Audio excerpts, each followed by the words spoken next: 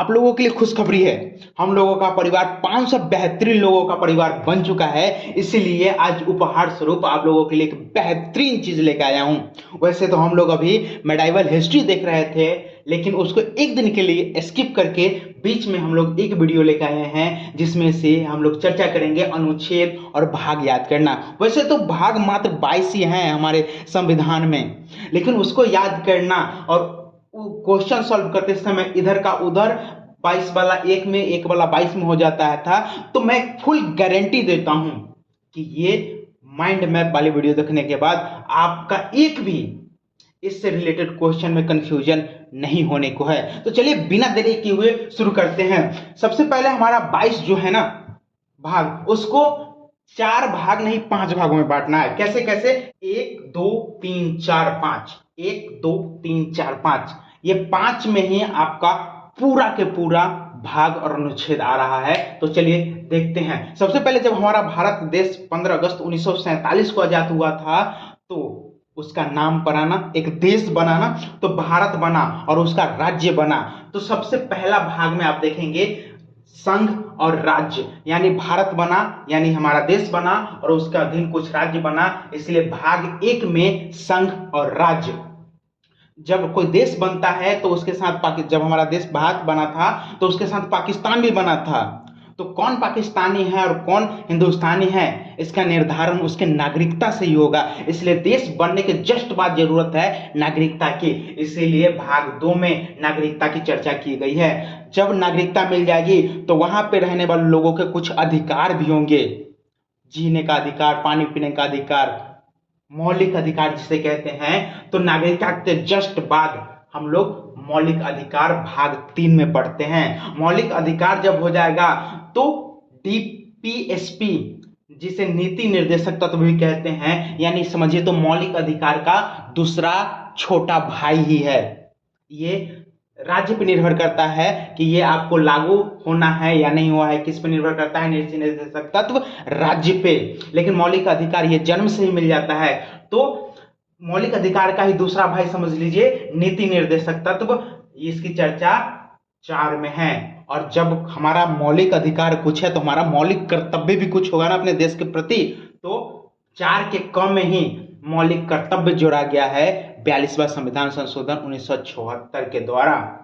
तो इसको एक बार रिकॉल करते हैं फटाक से। हमारा देश बना तो संघ और राज्य, और देश बनता है तो सबसे पहले क्या चीज मिलती है? नागरिकता की जरूरत पड़ती है, जिससे पता चले कि कौन यहाँ के नागरिक है और कौन नहीं। उसके बाद वहां के रहने वाले लोगों के लिए कुछ अधिकार होते हैं, जिसे मौलिक अधिकार कहते हैं। भाग 3 में मौलिक अधिकार, उसके बाद मौलिक अधिकार के दूसरा भाई नीति निर्देशक तत्व, और उसी का जब मौलिक अधिकार है तो मौलिक कर्तव्य भी हमारा कुछ है। तो मौलिक कर्तव्य हो गया ना याद? इतना सा, बस इतना ही आसानी ये सारा पूरा होने वाला है। इसलिए मैंने शुरू में ही कहा था कि आप पूरी वीडियो देखिए, आपको ये पूरे माइंड मैप याद हो जाएंगे। तो इसका थोड़ा सा अनुच्छेद भी देख लेते हैं। तो संघ एवं राज्य क्षेत्र का अनुच्छेद है 1 से 4। कितना है? 1 से 4। नागरिकता की बात की गई है अनुच्छेद 5 से 11 में, मौलिक अधिकार की 12 से 35 में, और नीति निर्देशक तत्व जिसे डीपीएसबी भी कहा जाता है 36 से 51 में इसकी चर्चा किया गया है। और 51 के क में यानी 4 के क में मौलिक कर्तव्य जोड़ा गया था, इसलिए 51 के क याद हो गया ना? संघ, नागरिकता, मौलिक अधिकार, नीति निर्देशक तत्व और मौलिक कर्तव्य। ये आपका एक भाग क्लियर। अब बचा है दूसरा भाग में चलते हैं। दूसरा भाग में देखिए सबसे पहले संघ है। संघ यानी हमारा देश। संघ मतलब राष्ट्र। संघ मतलब राष्ट्र। संघ के बाद क्या आता है? देश के बाद राज्य। तो देश के बाद देखिए जस्ट राज्य है। तो 5 में जैसे 5 होगा संघ, 5 में संघ, संघ के बाद 6 में राज्य, संघ के बाद राज्य, राज्य के बाद भाग ख का राज्य ही है तो 7 में भाग, उसके बाद 8 में संघ शासित प्रदेश। आपको याद करने का ट्रिक बड़ा है, हमारे देश में कितने संघ शासित प्रदेश हैं यानी केंद्र शासित प्रदेश? 8। तो भाग 8 में इसकी चर्चा किया गया है, किसकी? संघ शासित प्रदेश की। और 8 के बाद 9 पंचायत, संघ शासित प्रदेश के बाद 9 में पंचायत, जिसे गांधी जी का सपना कहा जाता था पंचायत। और वही पंचायत में नगर पालिका है, जिसमें नगर निगम, नगर परिषद, नगर पंचायत आ जाता है। तो 9 के क में इसको जोड़ा गया है नगर पालिका को, और 9 के ख में सहकारी समितियां को जोड़ा गया है। और 10 में अनुसूचित जाति और जनजाति। देखिए संघ, हमारा संघ ऐसे करिए, 5 है ना, ये 5 5, तो पांचों जब मिल जाता है तो संघ बनता है। क्या बनता है? संघ बनता है। तो जब भी संघ याद ना आए तो क्या करेंगे हम लोग? पांचों मिलाएंगे, जैसे ही पांचों मिल जाएगा वो क्या बनेगा? संघ। संघ के बाद राज्य, राज्य के बाद भाग ख का राज्य ही होता है। उसके बाद संघ शासित प्रदेश कितने में? 8 में। राज्य के बाद क्या आता है? संघ शासित प्रदेश, है ना। पहला संघ, उसके बाद राज्य, उसके बाद भाग ख के राज्य, और जब ये हो गया तो संघ शासित प्रदेश भी हमारा देश का हिस्सा है ना, इसीलिए संघ शासित प्रदेश। उसके बाद नीचे आते हैं तो पंचायत, उसके बाद नगर पालिकाएं और सहकारिता समिति, और लास्ट में 10 में आ जाता है अनुसूचित जाति एवं जनजातीय क्षेत्र। 10, 10 का दम अनुसूचित जातियों के लिए क्या है? ये दम है, 10 का दम है। कितने का दम है?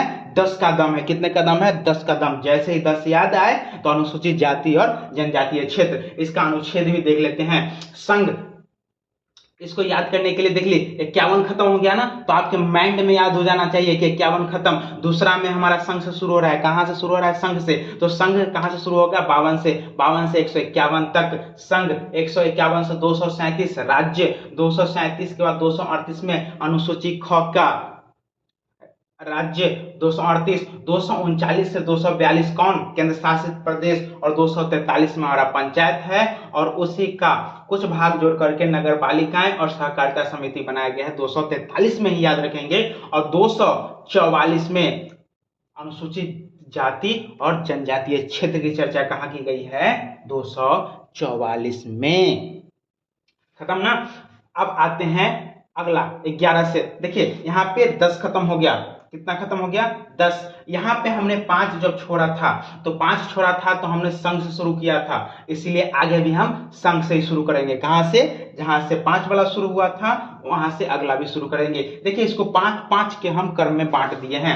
वैसे ये पहला का 4 है, दूसरा का 6, पहला का 4, दूसरा का 6, इधर 5, इधर 5। देखिए कितना शुभ है, 11 शुभ होता है ना, तो शुभ होगा तभी जाकर के संघ और राज्य के बीच में अच्छा संबंध होगा। अच्छा संबंध कब होगा? जब 11 शुभ 11 रुपए देंगे, तब जाके संबंध अच्छा होगा। तो संघ और राज्य के संबंध का चर्चा कितने भाग में किया गया है? 11 में। उसके बाद संघ और राज्य सभी के पास कुछ संपत्ति होता है, वित्त होता है, संपत्ति होता है, संविदाएं होता है, और वाद होते हैं। तो ये कब आ जाएगा? जब अच्छा संबंध रहेगा। तो सभी के पास संपत्ति रहता है, तो उसके संपत्ति का व्यापार, जिसमें वाणिज्य आता है, समागम आता है, ये सब संपत्ति का हिस्सा है ना। तो अगला में देखिए, पहले संघ और राज्य क्षेत्र में संबंध कैसा है, उसके बाद सभी के पास संपत्ति है, और संपत्ति है तो भारत के राज्य के भीतर व्यापार, वाणिज्य और समागम, भारत के राज्य के बीच क्या क्या व्यापार होगा जिससे कि संपत्ति वित्त बढ़ेगा, वो कब चर्चा किया गया है? 13 में। तो देखिए 11 में संघ और राज्य के बीच अच्छा संबंध होगा, तो उसकी संपत्ति एक दूसरे में बांटा जाएगा, और उससे व्यापार होगा तो संपत्ति बढ़ेगा। और इसके साथ ही जब संपत्ति बढ़ेगा तो संपत्ति का बंटवारा भी होता है। तो 14 में संपत्ति जैसे बढ़ेगा, व्यापार करेंगे, वाणिज्य करेंगे, तो संपत्ति बढ़ेगा, तो संपत्ति का हम बंटवारा भी करेंगे। तो राज्य के पास कितना संपत्ति? देखिए संघ एवं राज्य के अधीन सेवाएं, संघ के अधीन कितने सेवाएं गए, राज्य के अधीन कौन सा सेवाएं गया, ये इसकी चर्चा हम कब करते हैं? 14 में। और उसी 14 के क में जोड़ा गया है अधिकरण, और लास्ट में है निर्वाचन। लास्ट में कितना में है? निर्वाचन 15 में। निर्वाचन खत्म, तो यहां तक खत्म हो गया है। इसके अनुसूची को भी देख लेते हैं। संघ एवं राज्य क्षेत्र संबंध के बारे में 245 से लेकर के 263 तक चर्चा किया गया है। वित्त, संपत्ति, संविदाएं एवं वाद की चर्चा 264 से 300 के बीच किया गया है। और भारत के राज्य के भीतर व्यापार, वाणिज्य, समागम की चर्चा 301 से 307 के बीच किया गया है। संघ एवं राज्य के अधीन क्या क्या सेवाएं होंगी, उसकी चर्चा 308 से 323 में, और 323 के क को जोड़ा गया है अधिकरण के रूप में, और लास्ट 2015 में निर्वाचन जिसकी चर्चा 324 से 329 के बीच किया गया है। दोस्त सवाल कभी कभी पूछता है कि राष्ट्रपति किस भाग से संबंधित है, तो लोग कंफ्यूज हो जाते हैं कहाँ से संबंधित है। तो भाई साहब संघ में ही ना राष्ट्रपति कहाँ, पूरे भारत के होते हैं ना, तो संघ में बहुत बार पूछेगा मुख्यमंत्री कहाँ है तो कंफ्यूज हो जाएगा, संघ बोला में कि राज्य में, मुख्यमंत्री कहाँ का होता है, राज्य का होता है। तो इसीलिए ये चीज याद करना जरूरी है ताकि आपको क्वेश्चन सॉल्व करने में मजा आए। तो हो गया ना, देखिए यहाँ हमने 5 से शुरू किया, 10, 10 से शुरू किया, 15, 15 से 20, 10, 15, 20, 10, 15, 20, देखिए 10, 15, 20, जैसे ही 10 माइंड में याद आएगा तो 10 के बाद 11 हम माइंड में याद करेंगे, उसके बाद 15 तक खत्म होगा, उसके बाद 16, 16 में देखिए जैसे ही निर्वाचन खत्म होता है तो 16 में यहाँ से एक अलग भाग है, कुछ वर्गों के संबंध में विशेष उपबंध किया गया है और इसी में चर्चा किया गया है SC ST को कितने प्रतिशत आरक्षण की बात किया गया है, वो इसी भाग 16 में ही बात किया गया है। उसके बाद भाग 17 में भाषा की बात किया गया है और 18 में भाषा के बाद आपात उपबंध की बात की गई है, इमरजेंसी प्रोविजन की बात किया गया है जिसमें राष्ट्रपति शासन हो जाता है और राज्य में लगता है राज्य राष्ट्रपति शासन हो जाता है, आपात उपबंध हो जाता है। ये सारा चीज की चर्चा कहाँ किया गया है, भाग 18 में। 19 में प्रकीर्णन है और 20 में संशोधन याद रखेंगे, यानी 20 से याद रखिए, 20 2020 याद है ना, 2020 में क्या हुआ था, कोविड बहुत ही तरह से छाया हुआ था, यानी प्रकृति ने खुद में संशोधन किया। कब, 2020 में। कब किया, 2020 में, याद रखेंगे कब किया, 2020 में। तो भाग 20 में संशोधन की चर्चा किया गया है। इसके अनुसूची को देख लेते हैं।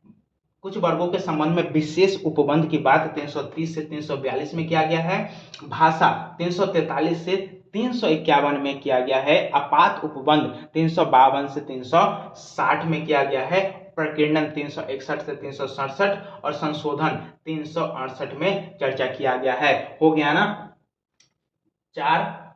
5 से यहाँ शुरू किए, 10 तक आए, 10 से फिर 15, 15 से 20, 10, 15, 20। इसको एक बार आप लिख लीजिए कॉपी में और स्टडी टेबल के सामने लगा लीजिए। 1-2 बार लिखने के बाद फुल गारंटी कहते हैं कि ये आपको बहुत ही याद आएगा और आप कहेंगे थैंक यू कमेंट में आकर के। तो हमारा 20 खत्म हो गया। अब लास्ट में 2 गो बेचारा जुड़वा बच गया। तो 21 में अस्थायी, संक्रमणकालीन और विशेष उपबंध की चर्चा किया गया है 369 से लेकर के 352 तक। उसके बाद संक्षिप्त नाम प्रारंभ में हिंदी और प्राधिकरण निस्सरण के बाद 22 में किया गया है 393 से 95। हमारे संविधान में कितने अनुसूचियां हैं, तो अनुसूचियां तो कितने हैं, 12 अनुसूचियां हैं ना, तो 12 अनुसूचियां हैं, 22 भाग है और 395 अनुच्छेद है। ठीक है, तो उम्मीद करता हूं कि वीडियो पसंद आई होगी। तो अभी तक आपने चैनल सब्सक्राइब कर लिया होगा। हमने तो आपको एक उपहार स्वरूप कोशिश किया अच्छी वीडियो देने के लिए। अगर आपको पसंद आया हो तो आप भी एक छोटा सा लाइक करके, प्यारा सा कमेंट करके हमें भी बधाई दीजिए इतना अच्छा परिवार बनने के लिए। Thank you so much.